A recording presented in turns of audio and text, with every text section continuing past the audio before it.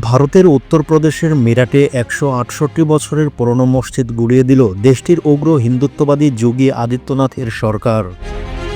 Rapid rail transit নেটওয়ার্কের অজুহাতে মিরাট শহরে প্রসিদ্ধ দিল্লি রোডে অবস্থিত ১৬৮ বছরের পুরনো মসজিদটি গুড়িয়ে দেয় উত্তরপ্রদেশ যোগী আদিত্যনাথের সরকার।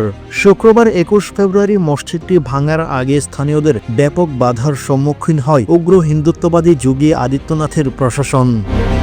পরবর্তীতে ব্যাপক পুলিশ ও নিরাপত্তা বাহিনীর উপস্থিতিতে রাতে মসজিদটি সম্পূর্ণরূপে ভেঙে নিশ্চিহ্ন করে দেওয়া হয়। সরকারের পক্ষ থেকে দাবি করা হয় মুসলিম সম্প্রদায়ের সম্মতিতে রেল নেটওয়ার্ক সম্প্রসারণের জন্য মসজিদটি ভাঙার চূড়ান্ত সিদ্ধান্ত নেওয়া হয়।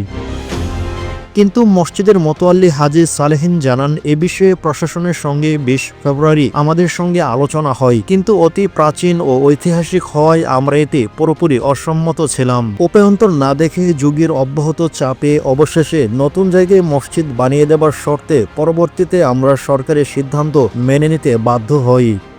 আমাদের কাছে এখনও এ মসজিদ ও তার জায়গার মালিকানার দলিল রয়েছে, যেখানে সুস্পষ্ট প্রমাণ রয়েছে যে এটি ১৮৫৭ সনের আগেও নির্মিত করা হয়।